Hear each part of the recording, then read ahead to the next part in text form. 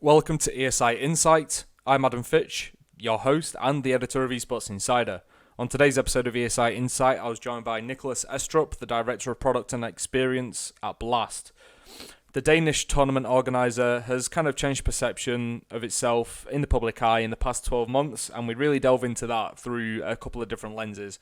Whether it's partnering with the likes of Smiley and TW Steel and other commercial partners like Betway and KitKat, or whether it's adapting to COVID with online tournaments and weekly programming with the likes of Frankie and Banks getting involved. So basically utilising their talent to provide something other than just events and the analysis and hosting that they do at such events. And we discuss so much, and I don't want to ruin it all. But I truly think it's a really good insight into Blast, where it has been, where it's going, how it's managed to turn things around, where it fits into the CSGO calendar among like ESL and Flashpoint, who were kind of famously in a kind of war for exclusivity in the past 12 months, and plenty more. So if you do enjoy this episode, you'll be able to catch it anywhere, of course, but if there is a platform that we're not on, that you would prefer us to be on, or would like us to be on additionally, then please do let us know.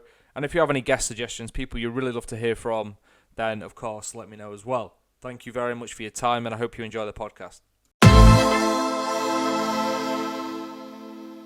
Welcome to another episode of ESI Insight, one of 3 ongoing podcasts from the leading esports publication, Esports Insider.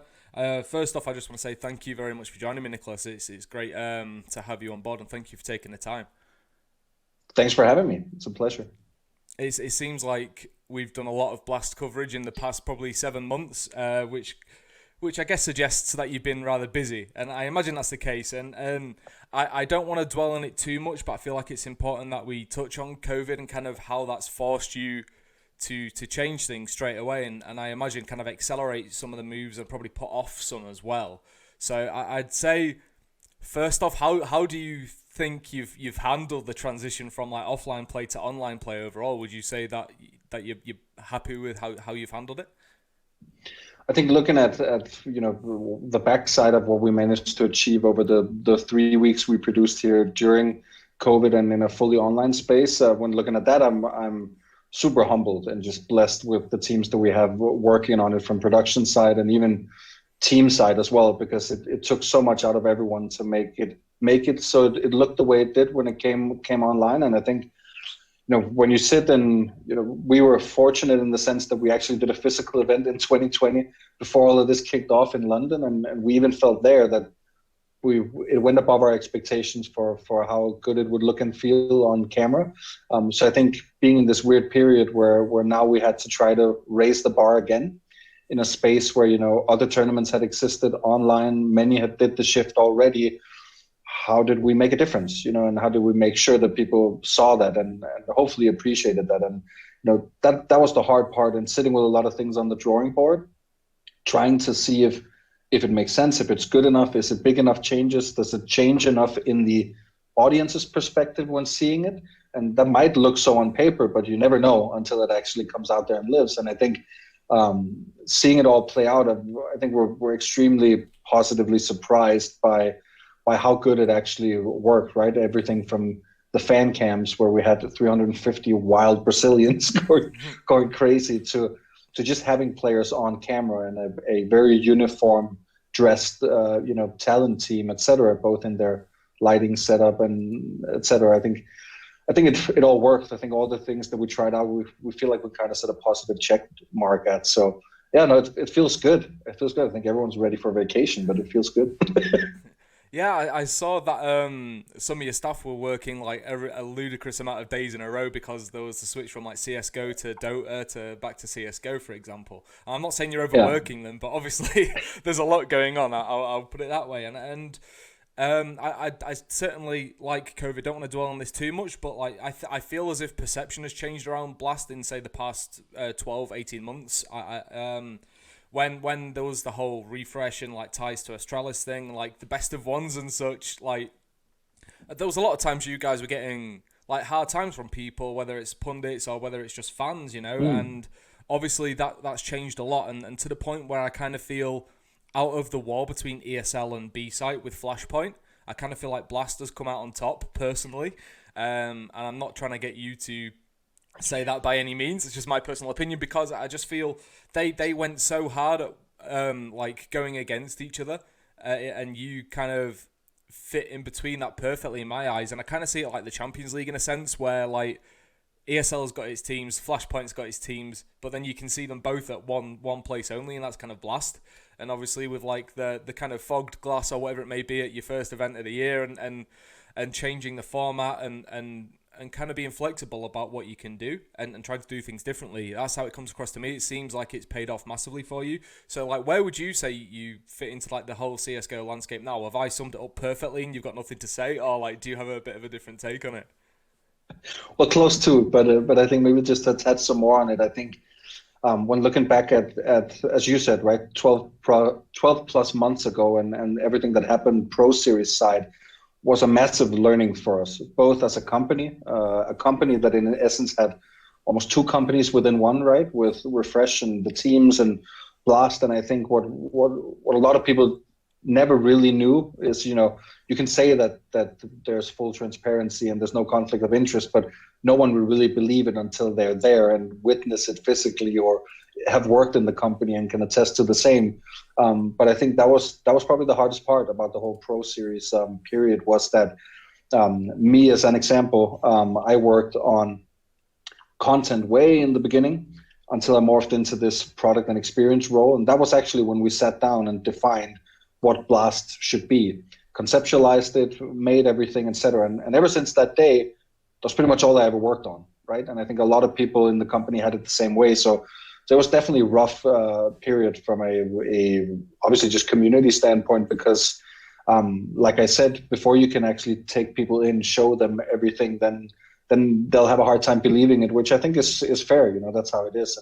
And there was obviously a conflict of interest, because in its nature, you don't want, a tournament organizer owning teams as well. And everyone in our company knew that as well. And we knew that it needed to be sorted eventually. And I think when that split happened, it was a bit of a release for all parties. I think it put weight on all our shoulders, team side, Blast side, etc.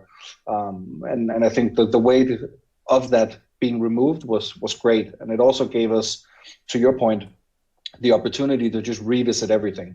And I think that's what we actually did going into 2020.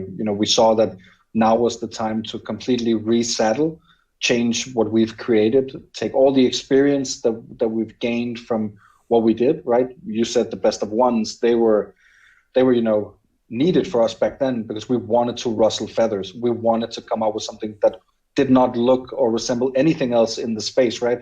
Which I think fairly it did, or it didn't. It didn't look like anything, but it rustled feathers is what I mean. And I love that. Had we come out with something where people were like, oh yeah, that's a good tournament, I know that format, it looks good, then I feel like we would have failed miserably back then in 17 and 18 and those days. So I think mission was kind of accomplished in that sense, but even more so when we then applied all the learnings and still made something that set us apart here beginning of 2020 with Premiere, with the studio, with the format, which a lot of it isn't rocket science, right? It's just applying things in a certain way or modifying formats so that they cater to both. And I don't really feel like we've nailed that completely still. I think there is still the talk to be had about, does it make sense in the normal world where we can go to arenas and go to events? Does it make sense that you need to commit to a week-long event or even a full weekend event? That's massive. I love Counter-Strike, played it majority of my adult life, and I get fed up by watching Counter-Strike. I think everyone does, no matter how big a love you have for it. And I think that's something we should all constantly revisit and push for, figuring out what the good structures are. And I think that's where there's still left a lot to be explored on format side and just in the overall structure. That makes sense. And in your job titles, there's experience, and so I assume that means the company as a whole, but yourself obviously specifically, focuses on the experience of the event, so it's more than just a tournament. It's something else. Can you go into that a little bit? And then I guess sure. I want to know how you turn like an online event into more of an experience. And obviously you've done like sure. the weekly programming and such, so that kind of goes away into explaining it, which we can delve into. Yeah, definitely.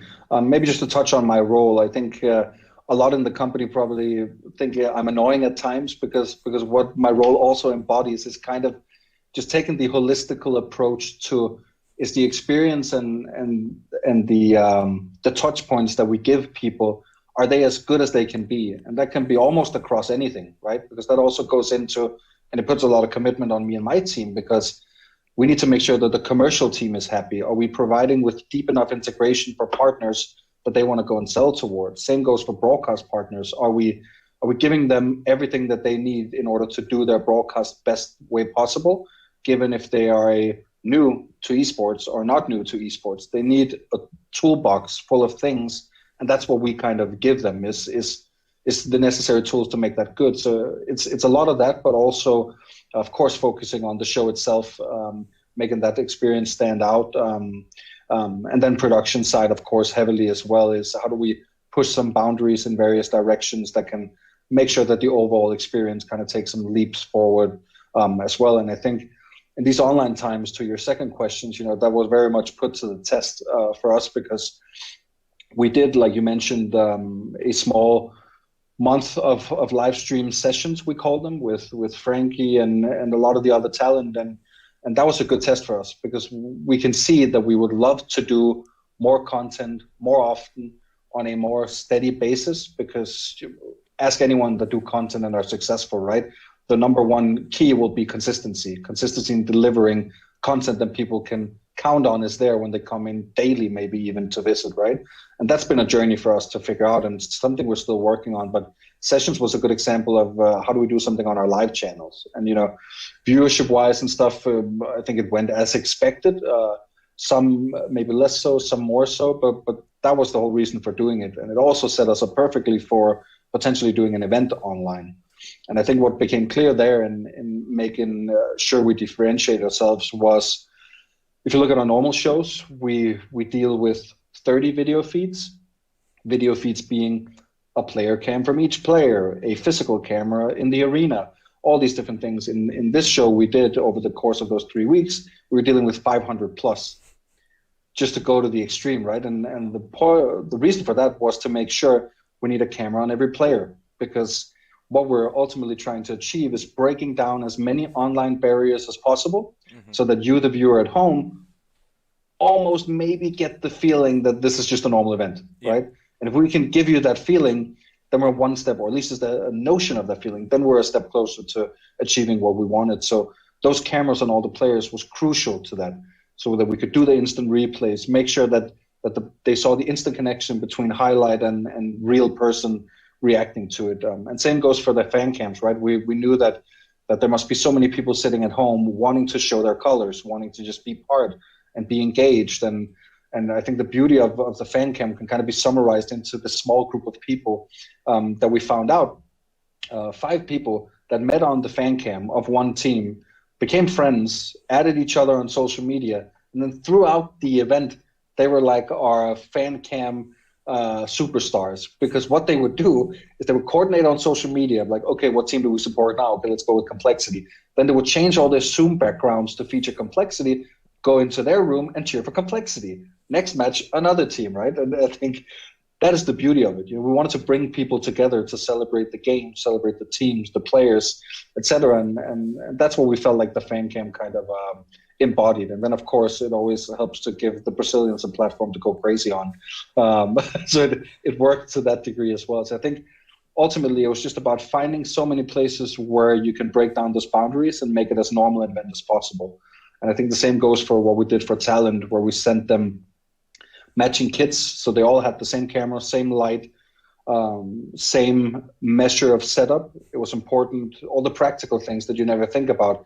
Here with me, you can see that I'm sitting on a chair. We want to get rid of that illusion. We need to get them chairs or work with them on chairs that didn't show the backs, so that it seemed like they were almost standing next to each other, and make sure that the framing meant that it also felt like it was almost just one picture you viewed. And that is a lot of the subconscious stuff that when you then watch it, you never really think about that they're not standing next to each other. And that was partially the same, right? Trying to break down those barriers. And the Talent played a massive part in that, in making that possible, because can't imagine, we're having a call right now. I can see you, you can see me, you can talk when I stop talking, I can talk when you stop talking. But when you're in the blind looking into a camera lens and you have virtually people next to you that you need to engage with and make that dynamic, that is an impressive feat. And that's all on them, that they worked hard with us and themselves amongst them to figure out what are the good beats and timings we can hit to make the flow natural. And same goes for casters, just as a final note. Anders, who was physically in the studio with us, was quickly like, how do I get another screen up that just show Moses? Because if I have that, then I can see when he stops talking. Okay, great, let's give you that monitor. And then we gave him that. But that's also another thing that never occurs to you until you're in, have your feet deep in the water, right? Is that, oh, okay, maybe they can't talk very well with each other, these casters, and then you sort it out like that. So there's been interesting challenges, but things where we feel like we've kind of found the great plan B for what an online event looks like if we can't be in arenas later this year. And do you have any sort of timeline in your head as to when you can go back to quote unquote normal with events, or does it look like it's online only for the foreseeable future? I think that's obviously the biggest challenge on everyone's table, right? We're also monitoring what's going on with Cologne. ESL is talking about going there. I hope they can do it and make it work. If they can't, well, that will also have ramifications for the rest of us, because it means that the world is maybe not quite ready yet. And I definitely don't envy them for being the first ones to look into taking that step. That's big, and I hope they succeed. But that is the hard part, is that not only is it relevant for what country we want to go to, it's also relevant for what country does players need to travel to? What do they feel comfortable with? And I think health and safety for everyone involved is obviously number one. And is why we did Copenhagen the way we did it, because here the rules are looser, because we have less people who have the virus. And that meant we could do it in a way where we could do what we did. But when you're talking bigger events, the amount of things you need to apply to make that a safe space right now in this moment today is kind of wild. And I think, what we spend majority of our time on right now is, of course, making plan ABC for everything for the rest of the year. And I think anyone in the business, if they're not doing that, then they should probably get on that pretty fast because then they might be in trouble. So I think we found a plan B. Now we're just hoping that we can do our plan A. So everything is still very much in the works, and we have plenty of things to announce if the world open up, and if it doesn't, then we at least know we can deliver a pretty good looking show. Mm-hmm. And yeah, you've done an amazing job, in my opinion, on like moving to online. It's wild seeing like esports go back to its roots in a way, and see who's just happy having like the basics there, and who's kind of gone above and beyond to try and like lessen the gap between what's kind of expected now. And I don't know, there's always the conversation as to, is the gameplay going to be entertaining enough, and can you actually believe in the results because of the factors that come with online play? But I want to kind of shift into something else you've done, and I want to ask whether like the online circumstance has kind of accelerated it or anything like that, and that's an expansion into a new title. If I was to guess where Blast was going to go next into titles, I don't think I'd have gone Dota 2. So I'd love to know if that's just simply because it's another Valve title and you're familiar with Valve, or kind of what the decision process was there. And was that accelerated by COVID? Like, okay, let's get it done. It's been in the works for some time. We've been looking for a lot of time into other games, right? And, we've existed, as you're aware as well, right, for 3.5 years, almost 4 years of doing tournaments. And I think ever since then, we've known that we wanted to branch into other titles, but respectfully towards ourselves, we've not done it until now. And that was because, all the reason we just discussed, right, taking big risks in Counter-Strike, trying to build out our position in that space, and jumping into any other title while all of that was going on would have just been foolish. And it would have meant that we broke the neck of our organization, and it would probably not have been as good an event as it could be. So this year definitely felt like the right year to do that, especially when we saw how London worked out. That's when we felt like, okay, now we can more comfortably continue a lot of those talks that we've had. And then it was a lot of positivity from the Dota teams towards us in a almost collaborative effort in figuring out what could be done. And that's where we just saw the golden opportunity in, knowing that we had this studio for 3 weeks, but we're only producing 2 of the weeks. So everything, the moons kind of and stars aligned for it all to work out, and the teams to be on board to fit it in between those 2 weeks of production. So it was in the works for a long time, but kind of found its place because we had this online setup. But when it came to game, I think what's important to think about as well, if you look at it from a company perspective, is that back to my point as before, right?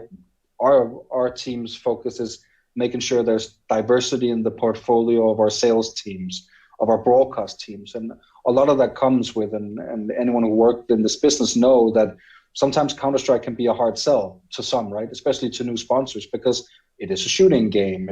It has things in it that makes it a bit hard to understand the sports aspects unless they're fully explained to you. And that we spend a ton of time on and have done with many clients, but just knowing that we can have a property that is different, that is more in a fantasy realm where the whole aspect of violence is completely removed from it, it's obviously just a positive for anyone. And it's also, most likely the reason why anyone else is also doing other games than necessarily shooter games. So when it came to diversification, it was the perfect title. And then I think it's also the challenge aspect, because if you're looking at where the Dota scene is right now and the landscape, you have TI, this monstrosity of an event that absorbs all relevance and importance for an entire year. That's not healthy, and I would hope that Valve recognized that and worked towards that. And I feel like they kind of began doing that with these regional leagues that they wanted to get out there before all of this happened. I feel like that was a positive step in the right direction. And that helped us in understanding that, okay, they know as well that there's something in the ecosystem that needs to change. And this could be one step towards it.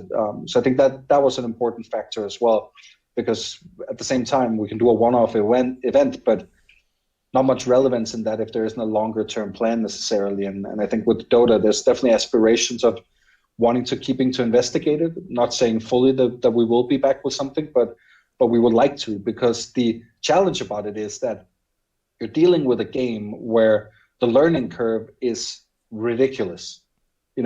For people who are new to it, you can look at, if you fully want to invest time in it, you need to play the game for 300 hours, right? Yeah. Imagine any sport where you're like, oh, you like soccer? Okay, you have to play 300 hours with this ball and this goal for you to be able to get it and think it's fun, right? Yeah. That's crazy.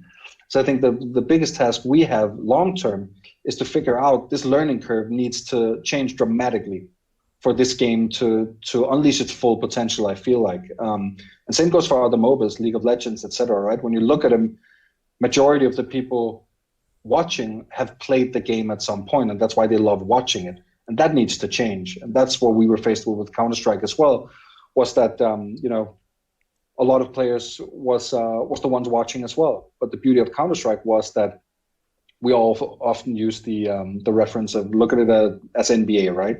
When watching, if you're a basketball whiz or not, you can see that a dunk is impressive, that, a contested three-point shot is impressive. Counter-Strike is a bit the same, right? An ace will always look impressive. You can kind of see what those big moments are. But in MOBA games, you don't get that. You can see a lot of spells and powers being thrown around. But what does that mean to me as the viewer? And I have a good colleague who always used this story-driven analogy, which I think is spot on, is that I can take you to a tennis match. We can go and sit down. If I have all the knowledge of knowing who the two competitors are, then I will be entertained. But for you, this might just look like an ordinary tennis match. It will only be entertaining the moment I tell you the story of, oh, this is the big champion from the UK versus the US. And they've gone on like this for 10 years now. And this is the culmination out of all of that. And whoever wins this will be crowned the ultimate champion. Then you're invested, right? Way more invested, yeah. Exactly. And that is also the challenge about the MOBA games, is that you might understand that from a tournament bracket perspective, if a match is good or not. But I want people to be able to understand it on a match level as well. And I think that is the biggest challenge. And I definitely don't think it's an inconceivable thing to try to solve, but that takes time. I think that's why when doing Dota in our first version here with Bounty Hunt, we didn't really dive into touching gameplay too much. What we did was very much the wrapping around it of trying to create something that could live, could be fun, could be an homage to something that happened in the past, but still something that hopefully just excites in what we've wrapped around it. But the core mechanics of the format and stuff, we left the same. And that was purposeful because, we don't want to go into trying to redesigning the HUD or doing all these things, because then we would probably have been lynched by the Dota community. So I think all in all, I'm happy we did that approach, because it means that we found out what can excite, and we've gotten a ton of incredible feedback from the Dota subreddit and on Twitter and in the surveys we've sent out.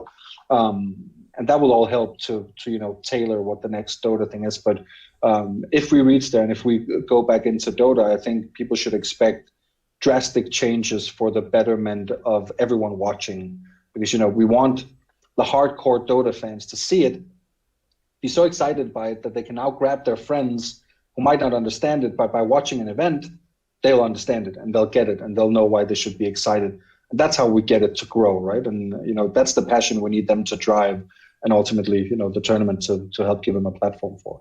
Yeah, I mean, I've been working full time in esports for I think about two and a half years now, and yeah, I still don't have a clue. I know there are 3 lanes, and I know there are 5 people on each team, and I know the objective is basically to destroy the other's base, but everything that happens in between that, I'm just like, oh god. Yeah, like I can't understand a team competition and composition, and know what the hell it means, where some people go absolutely crazy for it. So I feel, leaning into the narrative side of things, which is becoming, I think, easier and richer as time goes on, where these brands have been around longer and the players, whether they're newcomers or the veterans, like the longer they're around, like it's easier to build that narrative and get invested, as you say. So it's important. And one title that we can't do that with necessarily just yet, though I feel may address some of the problem with CSGO, is Valorant. And of course I was going to bring this up. So it's something we've been trying to get through to Riot Games, about to ask about Esports Insider, in terms of, do they feel there's more commercial viability here? Because they've created a very much like a fantasy-esque thing as well, with powers, and as not terrorists and counter-terrorists like there are in CSGO, and they've just pied us off every time, of course. But I think it's a very real kind of concept, right, to look into. Do you think the shooting aspect of it, because when it boils down to it, you're still shooting and killing people, do you think that's too close to like violence for it to be as viable commercially as, say, a Dota or a League? I think they have a lot of things that they're doing right that will undoubtedly help, right? I think you can look at other games, and I know in esports, it usually becomes a very violent act when you eliminate an opponent. But if you look at Fortnite, what happens when you eliminate someone? They're kind of teleported away, right? That's clever, because that means that you never really kill anyone. Mm-hmm. And a bit in the same with what Valorant is doing, which is right, is they've created their own universe. It's a fantasy universe with characters that are not SAS soldiers that are right now doing missions in the world already, right? There's no real links to all of that. And I think any game that comes out with that kind of mindset will naturally be at least a step ahead, because they don't have to resemble anything from real war. I think my only thought when I saw Valorant the first time was that I had probably hoped that on a weapons side, they've gone more fantasy as well. Yeah. Because it feels odd seeing a very fantasy-like world with very, very ordinary weapons. Someone with ultra powers rocking an MP5 like, SMG. I'm like, that's weird. But I agree. But what I think we should remember with Valorant, and why we of course are also looking at it interestingly, is think about when Counter-Strike came out. Not Counter-Strike in its first edition, but Counter-Strike, Global Offensive. It was ridiculed, mocked, hated. Even from pro players to fans, everyone was like, what on earth? And that came from a world where I remember when we had both 1.6 and Source living at the same time. It was like a chaotic space to be a Counter-Strike fan in. But I think we should be mindful that Counter-Strike definitely didn't, in the Global Offensive version, have a very smooth start, right? It was a very, very bumpy ride. And I think Valorant will probably be in the same. Not that they're being hated and ridiculed, but I think let's be mindful that they seem very, very keen on adapting the game to whatever makes the game best and most competitive, etc. Yeah. So, we can go back and be maybe annoyed with choices they've made a year from now, 2 years from now, 3 years from now, if they haven't managed to listen to the feedback, or at least resonate on what makes the game work or not. But what I think is interesting is to your point, is that it's a great merger of this fantasy world, the idea of overnatural powers or just futuristic tech that can give you advantages combined with something that isn't a battle royale, but is still something very easy to understand the way a map is structured.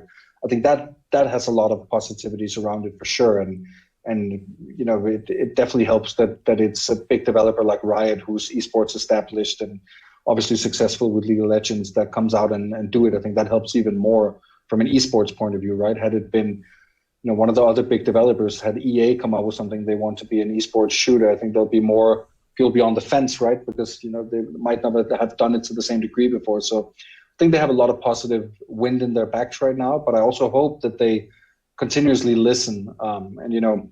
We talk to all developers of various titles, and maybe we've talked to them as well. And we always give our feedback to what we would love as a tournament organizer, because I think that would be my other thing. I really hope they lean into learnings from Counter-Strike, not from a player perspective, but from someone that works with the game.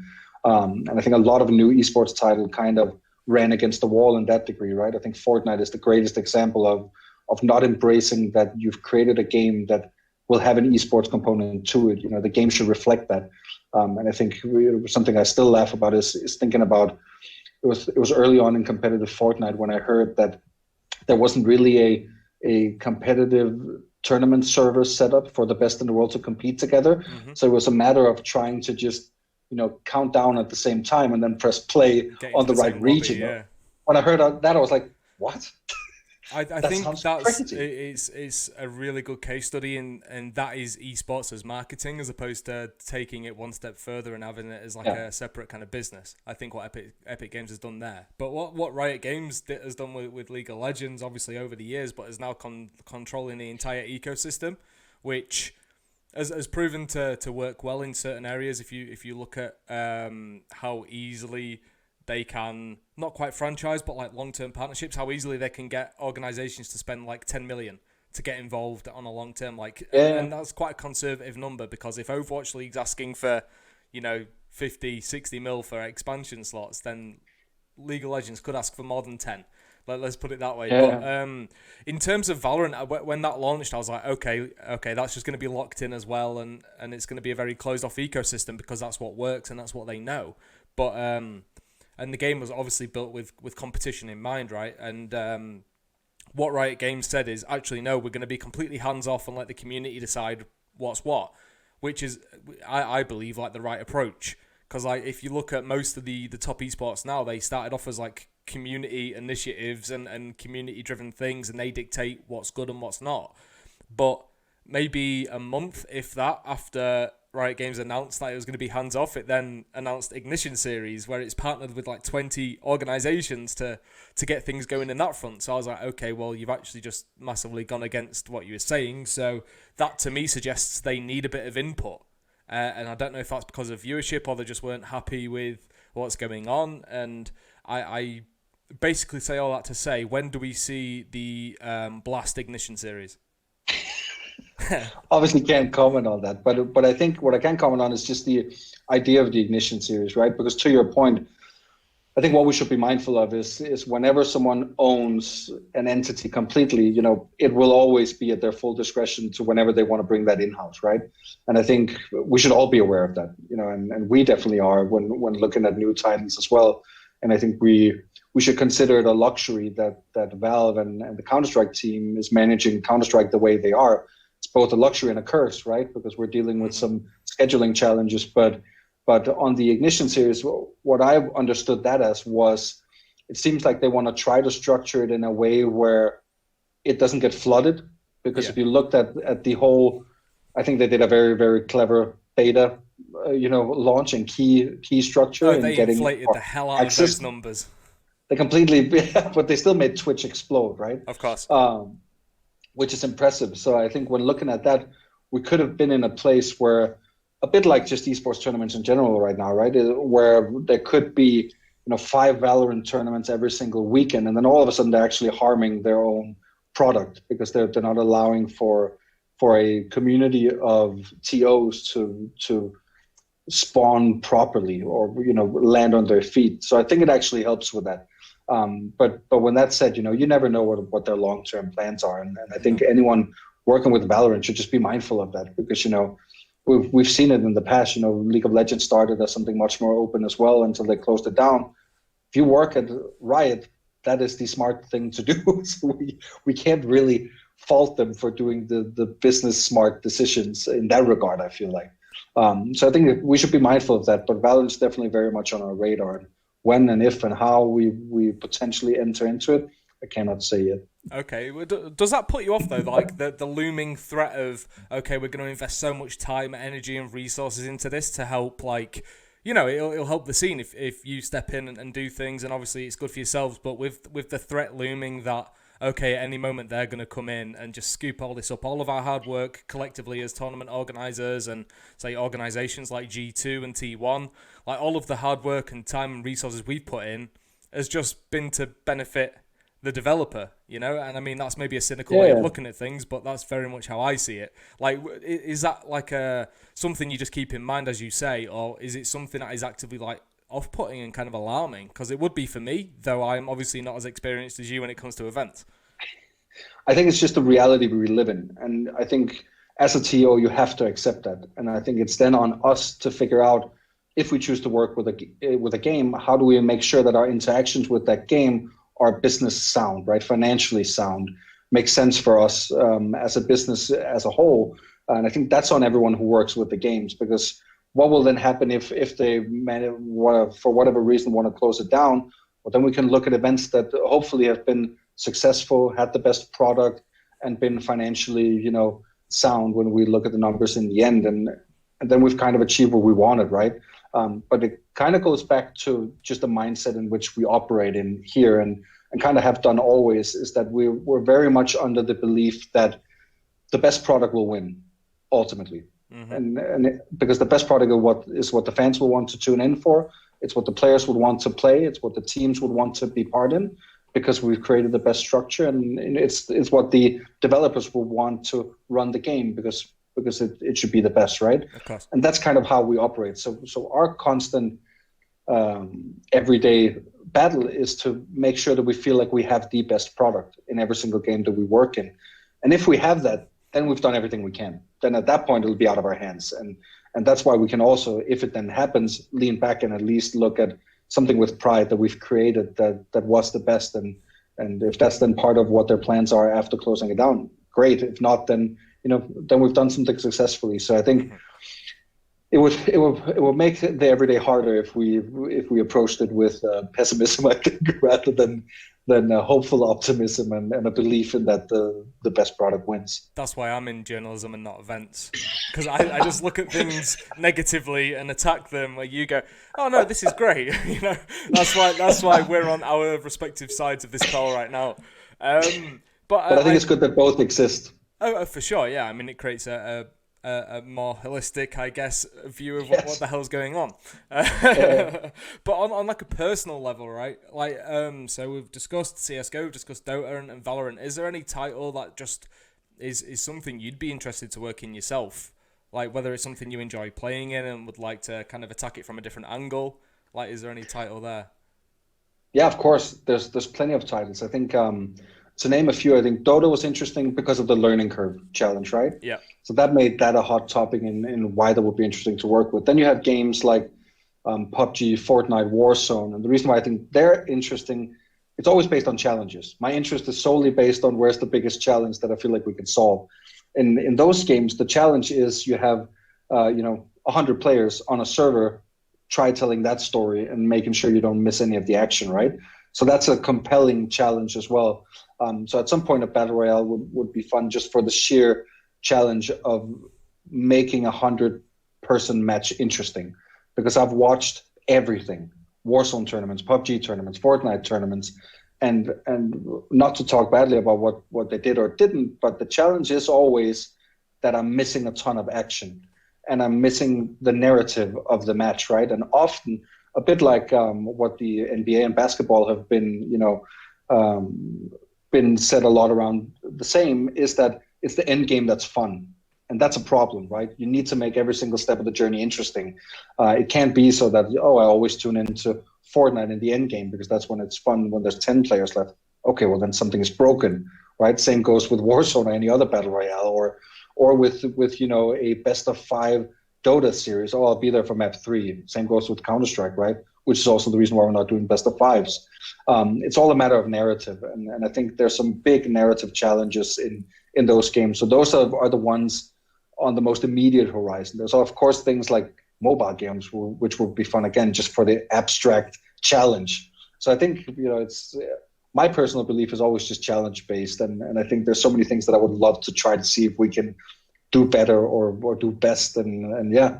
So there's at least some, but there's plenty more as well. I'm looking forward to see Blast entering Uno to create an esports scene around Uno at some point, because I feel like that might be a challenge, but I'll definitely watch you try and make it happen, But yeah, I think we can elevate that. Yeah, there's a real problem with, say, PUBG. Like, I used to cover it quite a bit myself, both the good and bad sides, mainly the bad sides, much to PUBG Corp's dismay as such. But yeah, it's like you have to kind of suffer through the first 30, 40 minutes just to get to the good bits, and then you're not even guaranteed it's going to be a good fight. It might be overwhelming, it might underwhelming, it might just be like he got three nades through them all and then killed the last person. Yeah. Okay, I've just got no payoff after investing like an hour of my time into this. So there is like an inherent problem there, and as you say, like if there's like 16 teams, that's 64 players, and you've got to tell a story that involves like some of those, but you don't want to leave them out, and you can't tell a story with 16 different teams involved. It's just going to be impossible. You probably would need the full 50 minutes just to touch on them all. So yeah, there are like some inherent problems with that, and I think like the spectating experience as well, because there's so much going on. That's obviously a kind of uphill battle for sure. Yeah. But I kind of want to touch on, like, say your deal with KitKat and TW Steel and stuff. Like, how do you go about integrating partners more than just slapping their logo on a broadcast and on your social media header? Like, how do you approach that? Because as you say, it's experience and it's narratives and such. So I just want to get a little bit on kind of how you approach it from that angle. Well, that's obviously some good examples, and maybe to look at previous one as well. I think the KitKat one is obviously one of the beautiful examples, because you could get something completely deep into the game. And then, of course, it's a love-or-hate thing when you watch, the comments or the fans, but you also see a Twitch chat going crazy with KitKat emojis and spamming all of that. So I think the hope for doing all these commercial integrations is that they, to some degree, become somewhat seamless for the fans watching, that it doesn't ruin their experience, or it feels like we've just slapped a sticker on a production, right? Because that's the hardest part. It's also why we try to elevate what an insert that comes in, which might be a video or something showing a product, then let's try to make that cool so that it comes in a soothing way, so it looks awesome, so it's less intrusive. That's the simpler parts of it. And I think KitKat was a straightforward one because we get deep into the game. Other places where we can't, it's sometimes looking at the show, the spectacle that goes on in the arena that we can then utilize. We did that with Omen, and it's actually only if you've been to one of our events that you'll fully have gotten this experience. But we obviously had 500 to 600 square meters of LED in the arena when we did those shows to make it huge. But what we would do before we went into the final, so again, for a matter of narrative, the whole show leading up to the final would have been in our purplish, bluish, hues color-wise from our palette. But when we reached that point before the final, all the screens and everything would just die down. And then a 90s boot sequence matrix style will begin loading. An Omen logo would be like retro built into it, and people would be like, what the fuck's going on? And then what would happen was that all of a sudden it turned black again, and then the Omen logo would bounce around as that DVD load screensaver from the past, clever, as an homage to the internet, to pop culture at the time, and people went nuts. So again, it's a commercial integration, but people are having fun with it, even though they're getting a commercial purpose. And the fun bit was, of course, that, what never happens in the load screen is that it never hits that fucking corner. Sorry if I can't swear, then by all means bleep me out. Don't worry. And of course we give them that. So we pull it out long enough for them to constantly go, whoa, almost when it's about to hit. Yeah. And then when it hits, people lose their mind. And then what that moment becomes, it becomes our going gold moment for the final. So you've seen these purplish hues, but the moment it hits that corner, the Omen logo goes from red to gold, and then the entire arena just explodes in gold colors. and you see a big sequence with the trophy assembling, and all of a sudden we've established that, okay, we're changing scenes now. Something massive is about to happen. Yeah. And this small, actually commercial moment made that happen. And that to me is one of my favorite things we've made happen. Because if you ask anyone about that moment, none would say, oh yeah, it was this annoying Omen partnership. I got bombarded with logos or whatever. There was oh yeah, that DVD load screens. I went crazy when it hit the corner. Like, okay, great, perfect. Subconsciously, you'll probably think about Omen at some point, hopefully. Yeah. But those are like the dream integrations, and that's the level we want to try to do it with a lot of times. And again, it's not always rocket science. It's taking a moment in the show that's happening already, tweaking it with some pop culture to make it fun and engaging, and that was a great way of doing it, I think.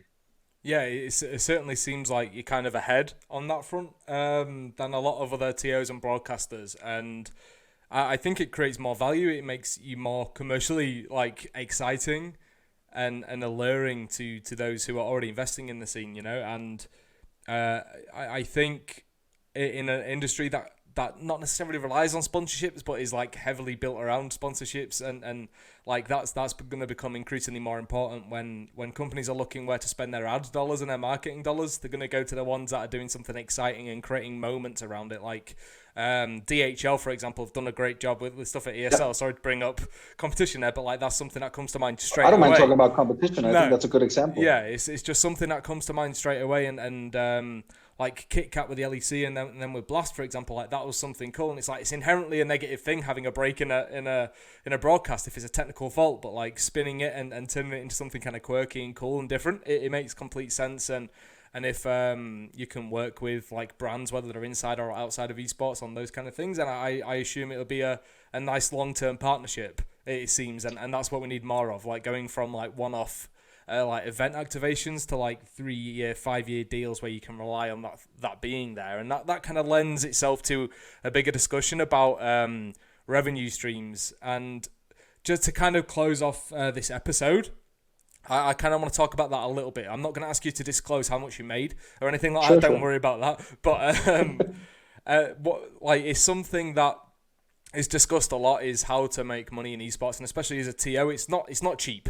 It's not costing $3,000 to put an event on. Let's be real. That's just to keep the lights on for a day or something. It's very, very expensive, and sponsorships and ticket sales seem to be the two big ways of monetizing. But what we're seeing recently is something I'm really interested in, is media rights. And while I don't think linear TV is going to overtake online broadcasting and live streaming in the realm of esports at least, is something we're seeing a lot more of. And while financial details aren't out there, I know that some deals are actually quite significant.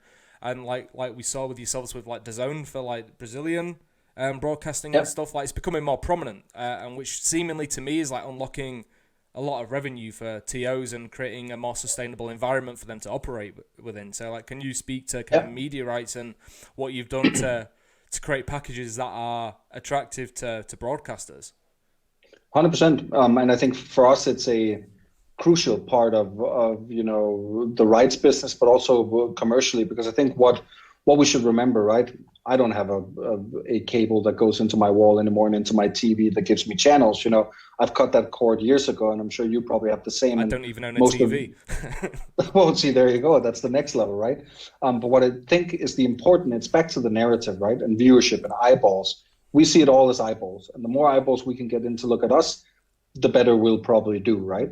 And I think we can't underestimate the fact that when we do a partnership with Globo in Brazil, a big broadcast, or a TV2 in Denmark, the fact that whoever is the young aspiring gamer of the home can go grab their parents, sit them down in front of the TV where they watch all their other shows, flip to the channel they know, which is one of the biggest in the country, and show them their world, esports, on a channel they respect, done in a native language, tailored most likely in the broadcast to people who are new to it, even more to a degree than what we can do on Twitch and other platforms.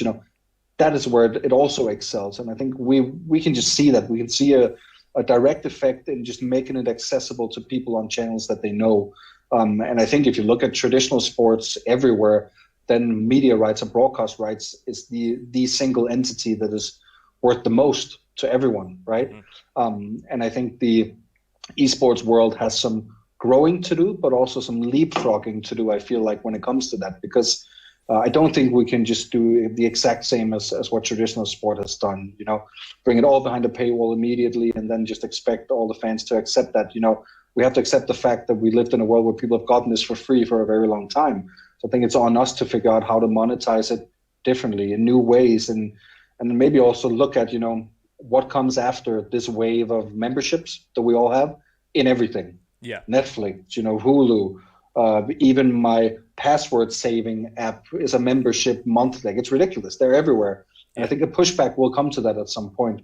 And we want to be on that wave rather than stuck in the present and just looking at what's the immediate fixes we do. So our broadcast sales team is spending a tremendous effort in just getting it out to as many countries as possible, right? I think right now we're in, on an average, 130 countries and territories in the world when we broadcast. Not a lot of people are aware of that. No, exactly. It's crazy. And when you look at some of those, of course, a bit fluffy numbers, but, hitting more than 200 million households that could tune in, did they turn on their TV? That's crazy to think about. But the important side is the first point I made, is that the more we can get it out there, make these big organizers or broadcasters, capable of broadcasting ours as easy as possible. That's when it then lands on my table again, right? Is how do we make that package as good as possible? Because we supply them with a treasure trove of things, actually enough so that you could pretty much do your own broadcast as a brand spanking new esports broadcaster that might be from the old world. And that was the important bit, right? And that goes down to statistics, content, run of shows, all the stuff we give them when we're live. All of that is super important. And we deliver to them in the same way that they would receive a Champions League match or, an Olympics or a Super Bowl. That's the level we wanted and needed to be at delivery-wise in order for them to feel comfortable. And that's been a key ingredient. So yes, I think media rights is super important. It's something that is very much on our horizon, should be on anyone else's in the space, which I'm sure it is as well. And will definitely play an important ingredient in the time to come, I think, financially for everyone. It's just something that I've seen like an emerging trend over the past year or so, where like TV2 Denmark seems to be absolutely all over it, and especially if Astralis is involved at all, because obviously like the level of like support that Danish fans show Astralis is ridiculous, whether they're number one or it's number crazy. 5 at the moment, and I was told some stats by Alan, like the head of esports over there, that about how many people tune in, and it's insane. I can't remember them offhand, but it's numbers I never expected at all, and that kind of wild percentages. It like opened my eyes to just the kind of potential, even though it is an online industry and there are so many things you can do online that we're probably not doing already. Like plain old TV and putting it there is still a lot of opportunity there, whether the TV's the future or the past or whatever it may be. But in honor of time, I'm gonna have to end it here. I want to thank you so much for taking the time to speak to us, and just wish you the best for what's going on, because I mean it is still a tricky time, even though we're hopefully kind of coming towards the end of it. It'll seemingly have like lasting ramifications for probably the remainder of the year. I look forward to seeing Blast enter Valorant. That's going to happen at some point, I guarantee it. And Uno as well. I'm more excited for Uno than Valorant though, for sure. And just thank you for taking the time to speak to us today. Oh, thank you, and thanks for having me. It's been a pleasure, and I hope that you and everyone else are staying safe and healthy at home, and hopefully we'll get to entertain everyone with more stuff to come. Mm-hmm. Considering it's esports, we're mostly desk dwellers anyway, so I think we're probably one of the safest industries. But thank you for everyone for listening to another episode of ESI Insight. Every other Wednesday it goes live. Every platform you can think of, basically. We haven't got media rights with like 130 different countries or anything like that, but we're slowly getting there. Thank you again. Cheers.